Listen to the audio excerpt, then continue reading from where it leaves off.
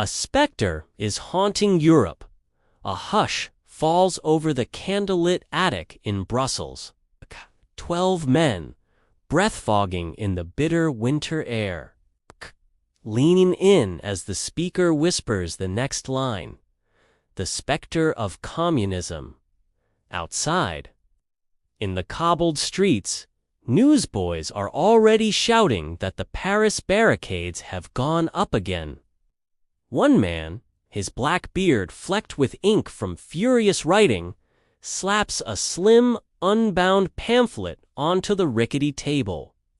"Then let's give the ghost a voice," he declares, his eyes burning with an almost feverish intensity before the police give us silence. That raw, biting winter night in January 1848 is the closest we can ever come to truly hearing Karl Marx deliver the Communist Manifesto. There wasn't a stenographer tucked away in the corner, painstakingly transcribing every word. No clunky phonograph rolled, capturing his impassioned cadence for posterity. What we do have, though, is the text itself.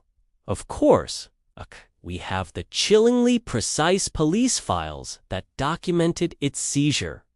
And crucially, we have the diaries and letters of men who swore they would never, ever forget the fire marks kindled in that single, electrifying hour. Tonight, we're going to do something audacious. We're going to try and reconstruct that lost address, not just word for word, but idea for idea, feeling for feeling. We want you to sit in that cramped, smoky attic with them, to feel the floorboards tremble beneath history's boots, and to understand just why those words still echo, loud and clear, today. Because what happened there wasn't just a speech. It was the birth of an idea that would reshape the world. Picture the scene, if you can. It's a cramped, cold attic room, the beams above black with years of soot and cheap lamp oil. A single, tattered map of Europe is nailed crookedly to the wall, its faded colors barely visible in the flickering candlelight. Red ribbons, hastily pinned, mark the spots where uprisings have already erupted or are threatening to Palermo, Lyon, Breslau. The air hangs heavy with the scent of pipe tobacco, damp wool, and the nervous energy of anticipation. At the head of the table stands Marx himself. He's only 30, but he's already a veteran of political exile, having been kicked out of 3 countries in as many years for his radical views. His threadbare jacket is clearly too thin for the biting frost seeping through the window panes, but his voice is a furnace, radiating heat and conviction.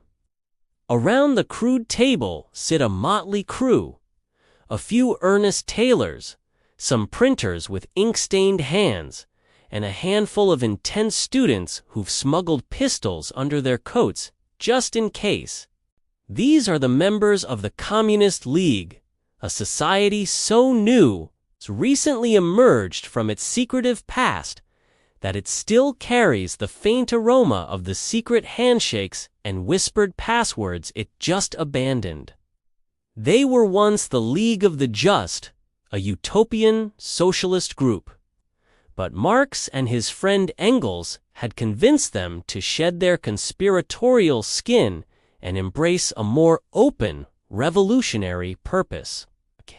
They were ready for change, and Marx was about to give them the words for it. Marx doesn't begin with abstract theory. Not tonight. He begins with something far more potent: insults. "Gentlemen," he booms, his voice cutting through the tension like a knife, "you have been called utopians, bandits, bread thieves. The respectable newspapers, those bastions of truth, even claim you dream of sharing wives as well as wages. Good, excellent, in fact. Because when the lie is printed, when the slander is shouted from the rooftops, the truth, my friends, is armed. A ripple of nervous chuckles spreads through the room, a collective exhale. The tension breaks, and just like that, he has them. He's not just speaking to them.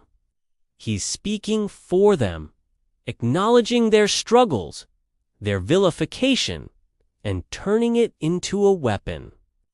He gestures towards the pile of crumpled, dog-eared newspapers scattered on the floor, their headlines screaming of distant crises. Look around you, he urges, his voice rising. Steam-powered presses spit out stories of railroad bankruptcies, of child workers losing fingers in the ravenous jaws of looms, of potatoes rotting in Irish fields while grain prices soar in Berlin, putting bread out of reach for millions.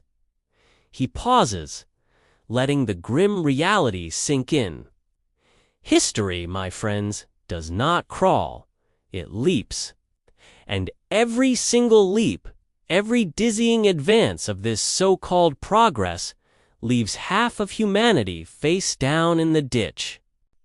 He invites them to peer into the future, a future that the capitalists already envision, a future they are actively building. He paints a vivid picture. Vast warehouses, lit by gaslight, humming with unseen machinery. Telegraph wires, stretching across oceans, carrying messages faster than any horse could gallop. Machines that can stitch a coat in minutes, where once it took a day. It's a vision of breathtaking efficiency, of unprecedented production. But then, with a flick of his wrist, he flips the coin. Every spindle that multiplies yarn, he asserts, his voice now laced with a bitter irony, multiplies widows. Every engine that shortens distance for goods lengthens the working day for the men, women, and children who tend it. The room nods. A silent, grim chorus. They've seen it with their own eyes, felt it in their own aching bones, watched it unfold in the grimy streets of Manchester, of Paris, of Brussels. Engels, who had spent years observing the brutal realities of industrial life in England, had brought many of these stark observations directly to Marx, shaping this very argument. The promise of progress for the worker was often just the promise of deeper exploitation. Marx steps away from the table, moving purposefully toward the tattered map. He traces a line with his finger, a sweeping gesture from the ancient Roman latifundia, those vast slave-run estates, to the medieval serfdom that bound peasants to the land, and finally to the belching cotton mills of Manchester, the dark satanic mills of their own time. The history of all hitherto existing society, he declares, his voice resonating with conviction, is the history of class struggles. He hammers the syllables so hard, so emphatically, that the map tears slightly at the nail. Freeman and slave, patrician and plebeian, lord and serf, keeled, master and journeyman, a word, oppressor and oppressed. He lists them. Each pair a testament to an eternal conflict, a constant battle over resources, power, and dignity. He pauses, letting the weight of those words settle over them, like plaster dust stirred up from an old wall. Then comes the pivotal shift, the crucial pivot to their present moment. And now, my friends, We stand at the threshold of the final act, the struggle between the bourgeoisie and the proletariat. He defines the bourgeoisie not as cartoon villains, but as a revolutionary force in their own right, liberators who have, paradoxically, become jailers.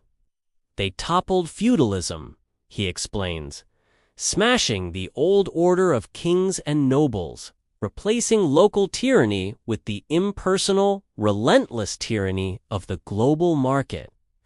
The bourgeoisie, he states, quoting from the very pamphlet he holds, cannot exist without constantly revolutionizing the instruments of production and with them the relations of life. Heads nod again, a collective recognition. They've seen entire streets, entire neighborhoods, vanish overnight to make way for new railway arches, new factories, new symbols of this relentless, all-consuming progress. The old ways, the old ties, were ripped apart by the sheer force of capital, leaving only the cold, hard cash nexus. Now, Marx lowers his voice, almost conversational, leaning in as if sharing a secret. "You, my friend Weiss," he says, perhaps addressing a printer in the room, "you print pamphlets for 12 grueling hours a day. In that time, you produce, let's say, 2,000 pages. Your wage, at the end of the week, buys you 1 pound of sausage and a room you share with 3 other men. Where, then, does the rest go?" He spreads his arms theatrically, a gesture of exasperation and explanation. It walks abroad in the gleaming top hat of your employer. It buys his daughter a piano she will never truly master. It funds the very newspaper that calls you lazy, that calls you a bandit. He doesn't use the precise term surplus value yet. That's for the academic treatises. Ted, he tells a story, a parable of their daily lives. "Imagine a baker," he begins, his voice warm with narrative. "This baker needs, let's say, 6 hours of labor each day to make enough bread to keep himself and his family alive. But his boss, the owner of the bakery, keeps him working 10 hours. Those extra 4 hours, they are not paid. They are, in effect, donated grudgingly, yes, but donated nonetheless to the boss's pocket. They are the source of his profit, his lavish lifestyle." Marx leans forward, his gaze sweeping over the faces in the room. "This unpaid slice of your life, this stolen portion of your labor, that is the secret fuel of every steam engine, the hidden force behind every factory, the unseen hand that builds the mansions of the wealthy. It's the very essence of exploitation, the core injustice of their economic system, laid bare in a simple, undeniable truth. It's this fundamental alienation, separation of the worker from the product of their labor and from their own humanity that fuels the revolutionary fire." He folds the slim pamphlet and taps it against the table like a witness giving testimony. Communism, my friends, is not some fanciful new idea conjured from thin air. It is the old idea that workers finally have the power, the collective power to enforce. He lists the immediate planks, the concrete demands that will give this ghost a body, a tangible form. Abolition of private property in land, he begins. And before anyone can protest, he offers a quick, poignant story. A widow evicted from her home, left destitute because she couldn't pay a landlord. A heavy progressive income tax, he continues. Then a tale of a child coughing her lungs out in a silk mill, while the factory owner buys another country estate. Centralization of credit in a national bank, followed by the plight of a farmer whose grain is seized for insurmountable debts to predatory lenders. Free education for every child in public institutions. And the abolition of child labor in factories. Each point isn't an abstract demand. It's a direct response to a very real, very human suffering they all know too well. Then comes the kicker, the point that silences any lingering whispers of utopianism. These are not utopian wishes, my friends, he declares, his voice ringing with a fierce pragmatism. These are the exact measures the bourgeoisie itself uses when war comes, when the nation is truly threatened. We simply ask that they be used when peace returns, a true, lasting peace for the worker. He's not asking for the moon. He's asking for what's already possible, what's already done for the sake of the nation, to be extended for the sake of its people. This wasn't Pienska dreaming. This was a blueprint for a tangible, achievable future. It was a clear distinction from the more romantic or purely moralistic socialist movements of the time, grounding communism in a materialist analysis of power and production. He ends not with a plea, not with a request, but with a prediction, a confident pronouncement of what must come to pass. The weapons with which the bourgeoisie felled feudalism, the very tools of their ascent, are now, inevitably, turned against them. But they have also, in their relentless pursuit of profit, forged the very men who will wield these weapons, the modern working class. The proletarians who have no country to lose and therefore a world to win. His voice rises, filling the small attic, electrifying the air. This isn't just about their town, their country. It's an international call, a recognition that the chains of exploitation are universal. He raises the slim pamphlet high above the flickering candle, so the flame almost licks the paper, illuminating the stark black type. Let the ruling classes tremble at a communist revolution. He proclaims, his voice a clarion call. The workers have nothing to lose but their chains. They have a world to win. A beat of absolute silence hangs in the air, thick with unspoken resolve. Then, as if on cue, 12 fists pound the rickety table in unison, a thunderous, defiant sound that rattles the ink pots and makes the very floorboards vibrate. It's a promise, an oath, a declaration of war. The ghost has found its body, and it's ready to march.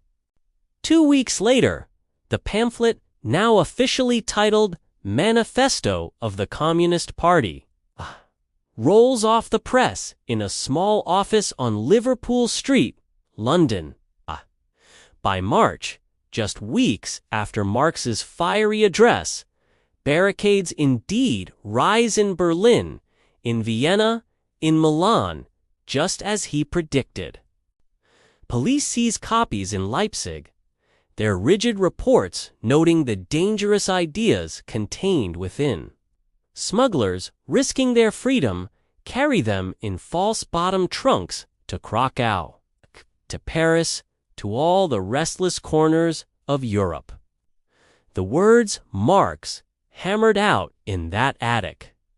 Words born of intense study and lived experience scatter like sparks in dry stubble, igniting rebellions across the continent.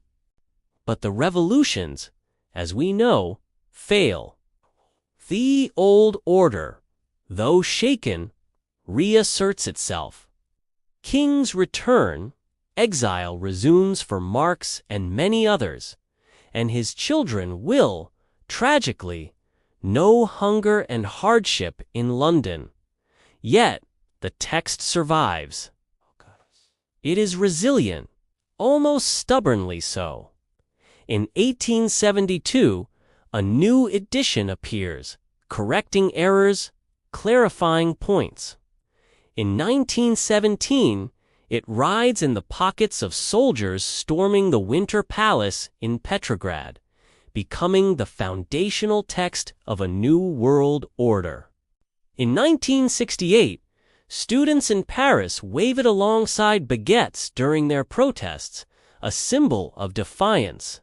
And yes, even in 2008, as the global financial system teetered on the brink, you might have seen bankers, perhaps half guilty, half amused, leafing through it in airport lounges, wondering if the old man had a point after all. Its journey from a cramped attic to a global phenomenon is a testament not just to its ideas, but to its enduring power to articulate a fundamental tension within society. Marx once famously joked that he measured history in centuries, not newspaper headlines. So let's indulge him for a moment. Let's project forward beyond those flickering candles and the snow-dusted streets of 1848.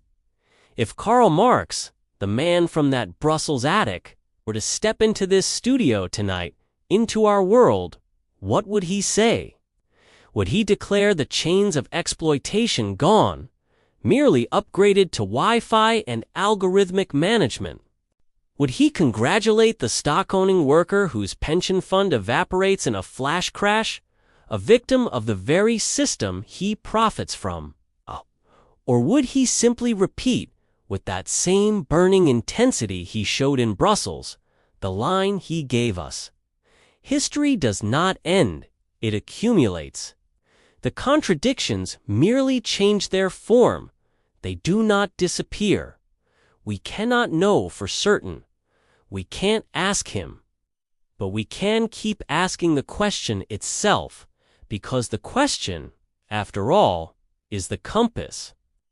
Even when the map of the future is torn and incomplete, it forces us to examine our own realities, to scrutinize the systems that govern our lives, and to continually question whether the promises of progress are truly being fulfilled for everyone.